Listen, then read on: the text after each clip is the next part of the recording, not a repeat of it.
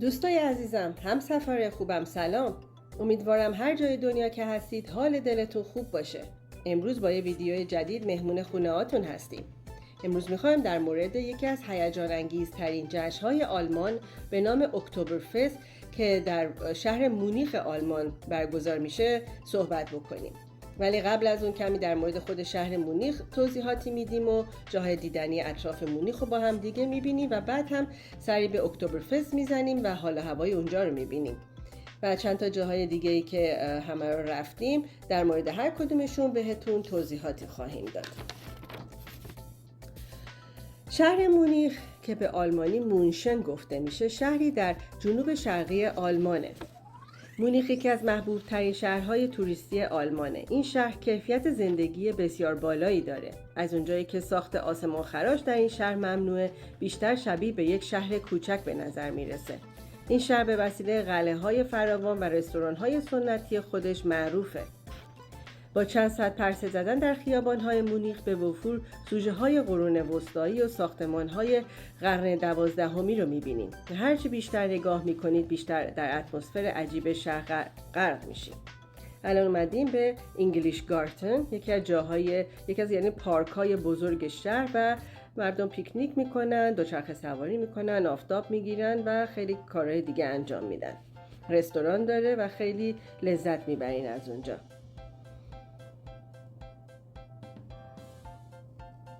جاهای دیگه ای هم در شهر مونیخ وجود داره. یکی مثل همینجا باغ نیفنبرگ، یا میتونید برید هافگارتن باغ، زیبا و قرن 17 هستش. میتونید برید المپیا پارک، بازار ویکتوریا، باغ وحش، موزه های آلمان، میدان ماریان پلاتس و جاهای خیلی دیدنی دیگه. الان اینجا که میبینید اومدیم موزه BMW یا همون BMW. موزه‌ایه که هر آدمی که به مونیخ میاد دوست داره که بره و تمام ماشین‌ها و موتورهایی که از قبل‌ها و سال‌های خیلی پیش ساخته شده تا الان رو اونجا مشاهده بکنه. می‌بینید چه ماشین‌های قشنگ و بامزه‌ای هستن.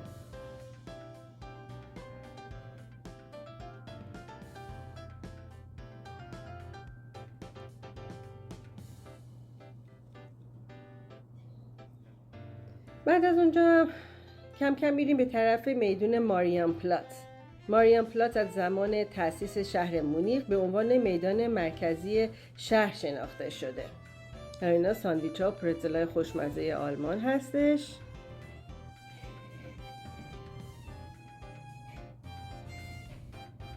و اینجا هم کم کم میریم به طرف میدون ماریان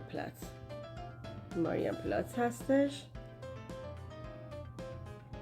و میدون ماریان پلاتس معروفه با این ساعتی که در وسط میدان وجود داره و هر ساعتهای به خصوصی به صدا در میاد و این عروسک ها شروع میکنن به چرخیدن. این عکس‌های مختلف شهر رو دوباره لابلای ویدیو همون گذاشتیم که شما بتونین اونا رو مشاهده بکنید.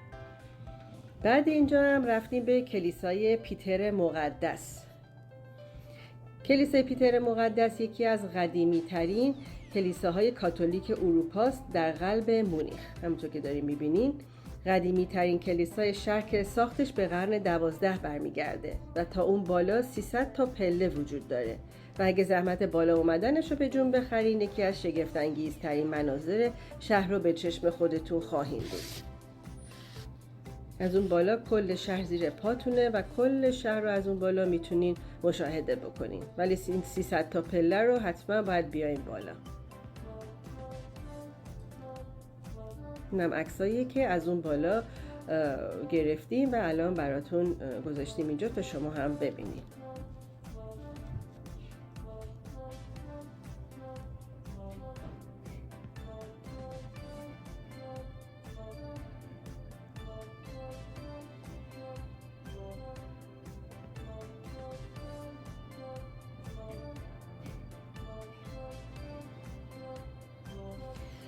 بعد از اینجا رفتیم به زادگاه آدولف هیتلر، شهر برانا.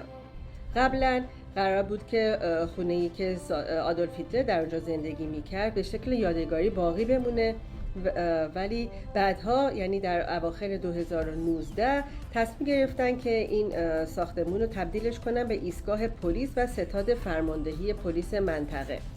این شهر که به نام برانامین معروفه، شهر بسیار کوچیکی در شمال اتریش، درست در مرز با آلمان، که درست در نزدیک میدان اصلی شهر در خیابان سالزبورگر یک ساختمان مستحکم وجود داره که آدولف هیتلر در سال 1889 در اونجا به دنیا اومد. اینجا دقیقاً مرز آلمان و اتریشه. اینم ساختمونیه که آدولف هیتلر در اونجا به دنیا اومده که الان تبدیل شده به ایستگاه پلیس و ستاد فرماندهی. اینجا بعد این شهر رفتیم یه جایی نشستیم، جاتون خالی، قهوه خوردیم و با پرتزل و ساندویچ‌های خوشمزه و این شیرینی‌ها رو گرفتیم چون داشتیم میرفتیم خونه یکی از دوستامون که جاتون خالی کباب درست کرده بودن. نشستیم اونجا کباب خوردیم اون شب و جاتون خالی خیلی خوشمزه بود. روز بعدش هم رفتیم به آشیانه عقاب هیتلر، یا به این اسم معروفه که The Eagle's Nest رو باید با همین اتوبوسایی که دیدین تا اونجا با ماشین میتونین بریم، ماشینتون رو پارک بکنین و با اتوبوسای مخصوصشون شما رو میبرن تا بالای کوه. آشیانه عقاب هیتلر در آلمان هنوز بر روی یه قله کوه در ارتفاعات برشتگاندن در آلپ باواریا قرار داره که الان تبدیل شده به رستورانی دنج با منظره 360 درجه‌ای از کوههای آلپ. دسترسی به این بازمانده تاریخی رایش سوم تنها با سوار شدن به یک اتوبوس ویژه که همون عکسش هم دیدیم، اتوبوس‌های قرمز رنگ، به بالای قله کوه می‌رود. هنگامی که در بالای کوه قرار گرفتی میتونین اتاقهای مختلف رو تماشا بکنین و در همون نقطه‌ای که هیتلر با مهمانای خودش ضیافت‌های خودشون رو برقرار میکردن و دیپلمات‌های خارجی رو پذیرایی میکردن و ببینین. این ساختمان مستحکم با دیوارهای گرانیتی ضخیم و سقف‌های تیره‌ای سنگین ظاهری شبیه قرون وسطایی داره. آشیانه عقاب در طول جنگ هیچ آسیبی ندیده. اینجا همون جاییه که میرفت بعضی وقتا میموند اونجا با خانواده‌اش زندگی میکرد و ضیافت‌های مختلفی داشت و بعضی از چی میگن محرمانه ترین تصمیم‌ها رو اونجا میتونست بگیره. اینجا هم رستورانش هستش و بعد اونجا هم رفتیم به طرف شهر داخاو. شهر داخاو یادبود اردوگاه کار اجباری داخاو معروفه. در بهار سال 1933 اولین اردوگاه کار اجباری نازی‌ها در آلمان در شمال شرقی شهر داخاو افتتاح شد. در ابتدا برای نگهداری زندانیان سیاسی برنامه‌ریزی شده بود که بعدها به الگویی برای سایر اردوگاه‌های کار اجباری تبدیل شد. همچنین به عنوان یک مرکز آموزشی برای SS عمل کرد که به مدرسه خشونت معروف شد.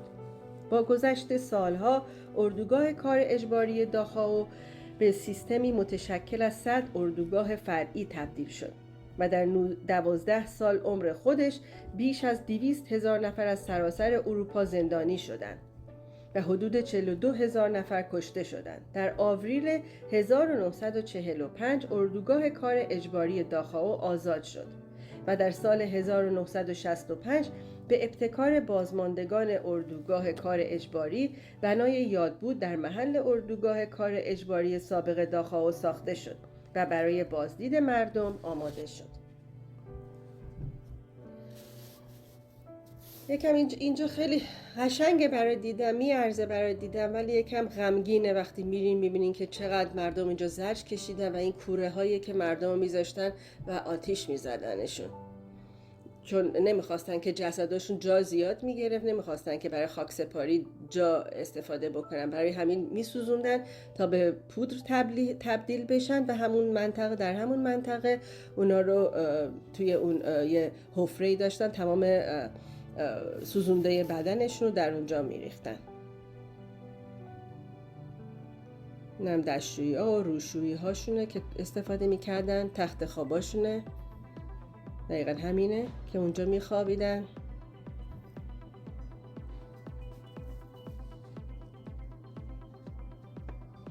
خب روز بعدم رفتیم به یک جای نزدیکی شهر مونیخ به اسم نویشانشتاین. نویشانشتاین قصر بسیار زیبا که به قرن 19 میلادی در جنوب استان باواریا در آلمان که پادشاه اون زمان یعنی لودویک دوم اینجا رو ساخت. این قصر پربازدیدترین قلعه در آلمانه. قطعا با دیدن اینجا از نوع معماری ویژه و موقعیت مکانی اون هیجان زده خواهید شد. اون پایین میتونید پیاده برین تا قصر که خیلی راهه، یکی دو ساعت بعد پیاده روی کنین، یا میتونین از این اسبا پول بدین، 5-6 یورو بیشتر نیستش، سوار میشین و شما رو تا اون بالا میبره. و شاید به همین دلیله که نباید از انتخاب این طراحی برای قلعه سیندرلا در دیزنیلند کالیفرنیا آمریکا چندان متعجب شد. خوشبختانه در طول جنگ جهانی دوم به دلیل دورافتادگی محل این قلعه آسیبی به اون وارد نشده. خب دوستان، همونطور که دارین میبینین عکسای مختلف هم براتون گذاشتیم که بتونین ببینین. دوستان خوبم، آدرس این تمام جاهایی که رفتیم و بعداً توی دیسکریپشن براتون مینویسم که اگه رفتین مونیخ آلمان بتونین که به این جاها دسترسی پیدا کنین و براتون راحت تر باشه. خب حالا رسیدیم به هیجان انگیزترین فستیوال شهر مونیخ آلمان، یعنی اکتبرفست. جشن اکتبر در شهر مونیخ آلمان یا اکتبرفست یکی از قدیمی ترین و بزرگترین جشن‌ها و فستیوال‌های دنیاست. جشن اکتبرفست در شهر مونیخ آلمان هر سال با بیشترین میزان شرکت کننده برگزار میشه و حتی افراد بسیاری از سراسر دنیا برای شرکت در این فستیوال و جشن باشکوه جهانی در تاریخ مشخص به مونیخ سفر میکنند تا این جشنواره پرهیاهو و از همه رنگ و از دست ندن. همونطور که داریم تو اکتبرفست اون منطقه‌ای که هستش راه میریم، پارک‌های بازی مختلف و سالن‌های آبجوخوری مختلف همه رو بهتون نشون میدم و توضیحاتی هم روی فیلم بهتون نشون میدم. جشن اکتبرفست در شهر مونیخ همه ساله در 2 هفته آخر سپتامبر و شروع ماه اکتبر با بیش از 6 میلیون جمعیت برگزار میشه و به جرئت میتوان گفت یکی از شادترین و پرهیاهوترین فستیوال‌های دنیاست. جالبه بدونین که اکتبرفست یا همون جشن اکتبر در شهر مونیخ به قدری زبانزد عظیم و مورد استقباله که در بسیار دیگر شهرهای دنیا همزمان با شروع جشن اکتبر در شهر مونیخ نسخه های متعددی از این فستیوال برگزار میشه تا کسایی که قادر به سفر به آلمان و مونیخ نیستن بتونن در نزدیکترین شهر دنیا به محل زندگیشون فرصت شرکت در شادترین فستیوال دنیا رو از دست ندن. جشن مشهور و جهانی اکتبرفست در شهر مونیخ همونطور که یکم پیشتر به اون اشاره کردم هر سال از تاریخ 17 سپتامبر در ایالت بایرن شروع شده و تا تاریخ 3 اکتبر هم با همون هیجان ادامه پیدا میکنه. جشن اکتبرفست نخستین بار در سال 1810 میلادی برگزار شد که تاریخ اون نیز مصادف با تاریخ ازدواج شاهزاده لودویک اول خانواده سلطنتی در آلمان بود. این جشن به قدری موفق و پر استقبال واقع شد که در سالهای دیگه هم به صورت یک رسم ادامه پیدا کرد. جالبه بدونین که یکی از پرپرقرص‌ترین و ثابت‌ترین استقبال کنندگان و شرکت کنندگان در فستیوال آبجو یا همون اکتبرفست مونیخ ایتالیایی‌ها هستند. خصوصا فستیوال در روزهای پایانیش عموماً شاهد حضور هزاران گردشگر ایتالیایی به خودشه و جالبه بدونین که به همین جهت به تعطیلات پایانی دوم هفته از برگزاری اکتبرفست در مونیخ تعطیلات ایتالیایی ها گفته میشه. افتتاحیه جشن بزرگ اکتبرفست و مانند بسیاری دیگه از افتتاحیه جشن‌های بزرگ و با شکوه نمیتوان از دست داد. اگه میتونین اونجا باشین که از افتتاحیه‌اش هم لذت ببرین که از کل شهر تمام اون گاری ها و مردم رد میشن، همه رو میتونین تماشا بکنین و خیلی لذت بخشه. رقص و آوازهای شلوغ و شاد محلی، خیابان‌های شلوغ و مملو از ازدحام و شادی آدم‌ها، برنامه و کارناوال‌های موسیقی عظیم و شهربازی‌هایی که تا انتهای فستیوال همچنان با همان شور و هیجان روز اول افتتاحیه پابرجا میمونن. جالبه بدونین در سالهای نخستی که جشن اکتبرفست در مونیخ شروع به برگزاری کرده بودش، در طول فستیوال مسابقات اسطوانی هم برگزار میشد، اما تقریبا از سال 1960 این عمل رو در اکتبرفست متوقف کردن. در گذشته‌های خیلی دور که آبجو به صورت سنتی و در کارخانه‌های کوچیک به وسیله خود کشاورزا تولید میشد، خود کشاورزای بایرن هم بودن که این جشن رو برگزار میکردن. ولی با پیشرفت صنعت آبجوسازی در این کشور تا دهه‌های 50 و 60 میلادی این جشن به وسیله کارخانه‌های بزرگ آبجوسازی برگزار میشد. اما از اونجایی که این جشن رفته رفته به صورت یک سنت ملی در آلمان در اومد و مردم دیگر جاها رو هم برای شرکت در این جشن آبجوخوران همه ساله به مونیخ سرازیر شدن، شهرداری مونیخ رسما برگزاری این جشن رو به دست خودش گرفت. اکتبرفست با وجود اینکه در فضای باز برگزار میشه، شهرداری در اون فضا ده‌ها چادر بسیار بزرگ برپا میکنه تا چنانچه هوا بارونی و سرده، شرکت کننده ها به داخل اونها رفته و به خوشی و خوشگذرانی خودشون ادامه بدن. امروز 14 چادر اصلی و بزرگ در محوطه جشن اکتبر برپا میکنن که هر کدوم از اونها چند هزار نفر گنجایش داره. جشن در فضایی برگزار میشه غرق در نور، پر از صدای موسیقی آکنده از بوی دود انواع و اقسام کباب‌ها و سوسیس‌ها و خلاصه در فضایی که به هر سمت که نگاه می‌کنی رقص و شادی و بازی و هلهله مردمه. اکتبرفست فرصتیه برای لذت بردن از دیدن دیوانه بازی در آوردن آدم بزرگا. برای خود دیوانه بازی در آوردن، برای کاملا راحت و آزاد بودن، برای بریدن کوتاه از روزمرگی و معضلات کاری و اجتماعی و جهانی، برای خوشی کردن و رقصیدن و خلاصه فرصتیه برای کر کردن گوش فلک از شادی خودشون. همونطور که داریم میبینیم وارد یکی از سالن ها شدیم و براتون فیلم برداری کردم اینجا.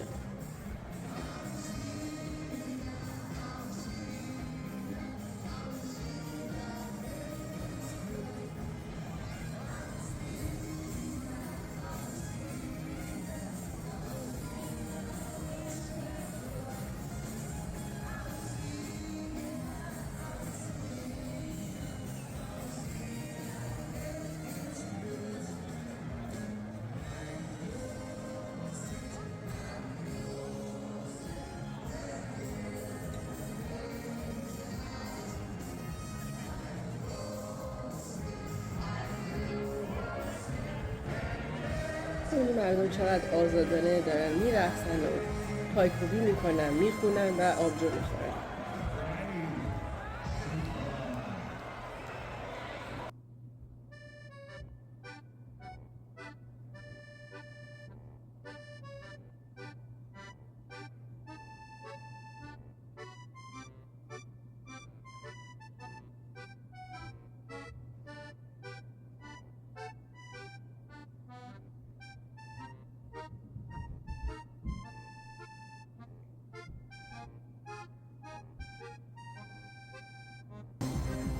باز یه قسمت دیگه از سالن.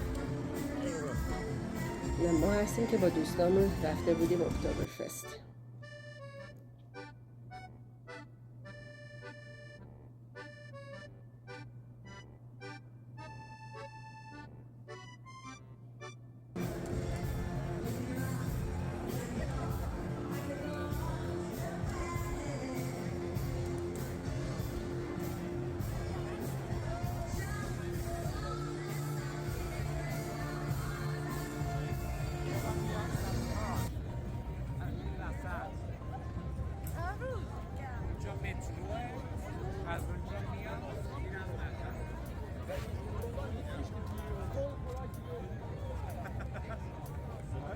هم در قسمت بیرونی فضای اکتبرفست هستش که رستوران های مختلف، کافه های مختلف، بازی های خیلی مختلفی هستش. میتونیم برین مثل شهر بازی، سوار هر رایدی که میخوایم بشین.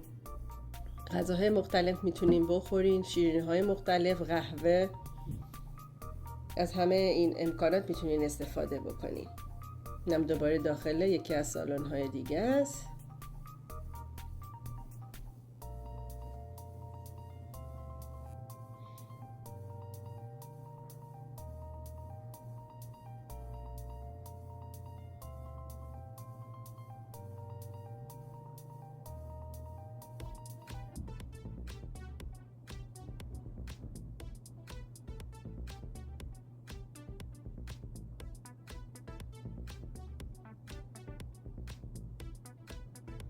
خب دوستان، الان بعد اکتبرفست روز بعدش داریم میریم به طرف جنوب آلمان. یه جایی میریم به اسم گارمیش پارتنکرشن. گارمیش یه منطقه کوهستانی در بایرن جنوب آلمانه که در بخشی به همین نام قرار داره. این بخش با اتریش مرز داره و در نزدیکی بزرگترین کوه آلمان به نام زوگتسپیتز قرار داره. علت شهرت این شهر به خاطر میزبانی بازی‌های المپیک زمستانی سال 1936 بوده. منطقه کوهستانی گارمیش از مناطق تفریحی آلمانه. آلمان با مناظر طبیعی بسیار مانند رودخانه‌ها، جنگل‌ها، کوه‌ها و حتی قلعه‌های قرون وسطی تجربه بی‌نظیر برای عاشقان پیاده‌روی در دل طبیعته. یکی از این مناطق طبیعی شگفت‌انگیز منطقه کوهستانی گارمیش در ایالت باواریا است که در واقع یک پیست اسکی هم هستش.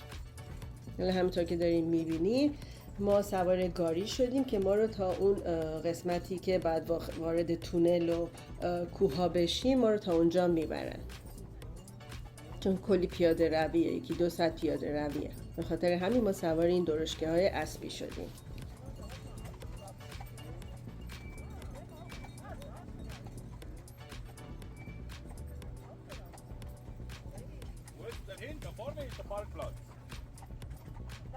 این آقای درشکه سوار هستن که زحمت کشیدن و ما رو تا اون بالا بردن. ولی برگشتنی کل راه و پیاده اومدیم، چون برگشتنش خیلی راحت در بود. بالا رفتن یکم سربالاییه.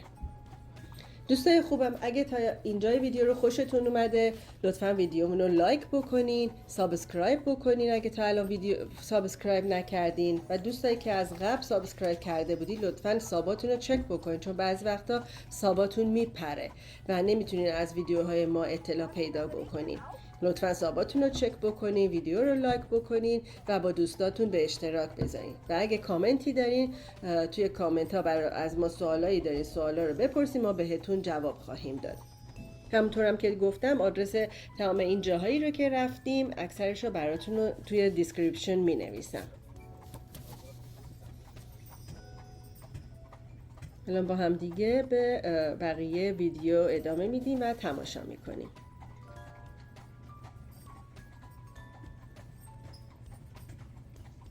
همونطور که داریم میبینین در آلمان خوبیش اینه هر جای آلمان که بری یه رستوران، کافه، چیزی هستش که میتونین اونجا بشینین، استراحت بکنین، نوشیدنی بخورین یا غذایی بخورین. این چیزای آلمان یا حتی تو اروپا، خیلی جاهای اروپا هم هستش، ولی بیشتر تو آلمان خیلی به وفور دیده میشه. سرسبزی آلمان هم که زبان زده همه است. همه یعنی میگن اصلا کلا اروپا رو میگن سبزترین قاره جهان، ولی آلمان اصلا بیش از حد زیبایی و سرسبزی فراوانی داره.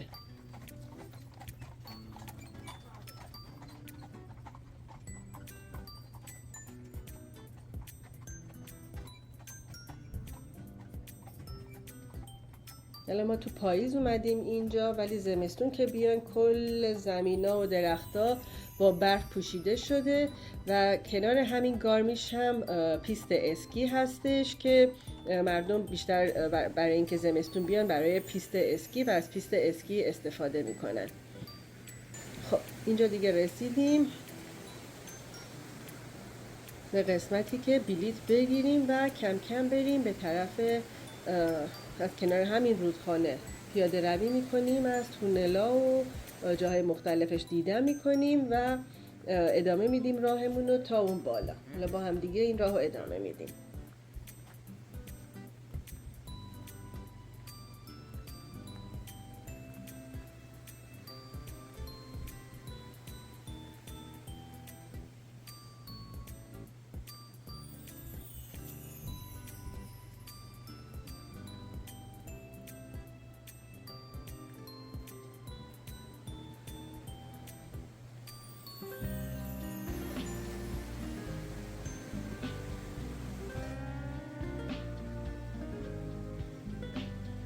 نه ما هستیم که از کنار رودخانه داریم پیاده روی میکنیم به همراه بقیه مردمی که دارن میرن به طرف اون یک قسمت دیگه کوه.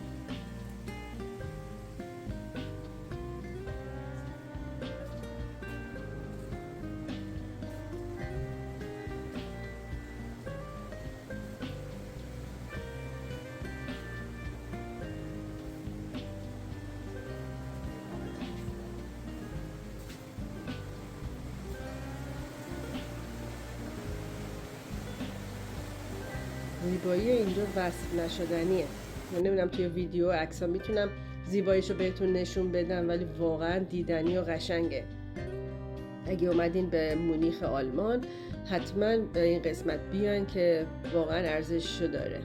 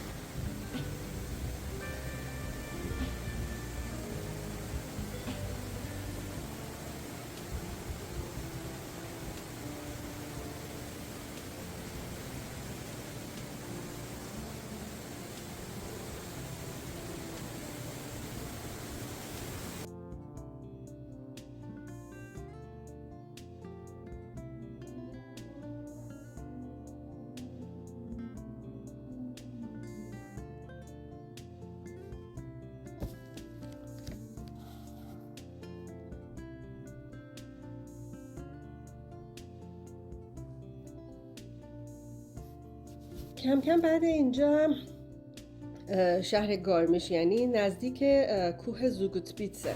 از اینجا میریم به طرف زوگوتسپیتس، بلندترین قله آلمان با 2962 متر بالاتر از دریا. اونجا هم شهر کوچیکی داره، درست مثل گارمیش هم یه شهر کوچیکی داره. اونجا هم باز یه شهر کوچیک دیگه داره. اونجا هم میتونی یا اونجا هتل بگیری یا تو گارمیش هتل بگیری. مخصوصا زمستونا میرن از توی شهر زوگوتسپیتس هتل مردم میگیرن میمونن، چون میخوان از ورزش‌های زمستانی استفاده بکنن، یا با تلکابین برن بالای قله کوه. تلکابین فقط با تلکابین قابل دسترسیه. و مرز اتریش و آلمان هم هستش که در قله غربی اون قرار داره. متاسفانه ما نتونستیم بریم قله زوگوتسپیتس رو ببینیم، چون بعد از ظهر بود و دیگه نمیتونستیم بریم و آخرین تلکابین دیگه بالا رفته بودش و روز بعدش هم دیگه بعد حرکت میکردیم و به طرف جنوب، یعنی به طرف ایتالیا میرفتیم. دیگه نتونستیم که به زوگوتسپیتس بریم. کوه زوگوتسپیتس هم اون بالا، حالا وسط راه هم اینجا بین گارمیش و زوگوتسپیتس رفتیم به رستوران، جاتون خالی، غذا خوردیم و بعد به طرف زوگوتسپیتس رفتیم. اینم کوههای آلپ زیباست و اینم زوگوتسپیتس. اگه اون بالا برین به این صورته. اگه فیلم 207 شونکانری رو دیده باشین، یکی از فیلماشون رو در همینجا در بالای کوه زوگوتسپیتس بازی کردن. حالا با هم دیگه دوباره به بقیه ویدیو. اینم دریاچه‌ایه که اونجا بود. ما رفتیم فقط یکم نشستیم کنار دریاچه، یه چیزی خوردیم و قهوه‌ای خوردیم و از منظره دریاچه لذت بردیم. دوستان خوبم، امیدوارم که از این ویدیو خوشتون اومده باشه. لطفاً دوباره ساباتون رو چک بکنین. اگه ساباتون پریده دوباره سابسکرایب بکنین، زنگوله کنارش رو بزنین که بتونین هر ویدیویی که ما دوباره میذاریم براتون، ویدیوهای جدید رو بهش دسترسی پیدا بکنین. و برامون اگه کامنتی دارین، سوالی دارین، بنویسین توی کامنت ها، ما بهتون جواب میدیم. مواظب خودتون باشین، دوستتون داریم. به امید ویدیوی دیگه. خدا نگهدار.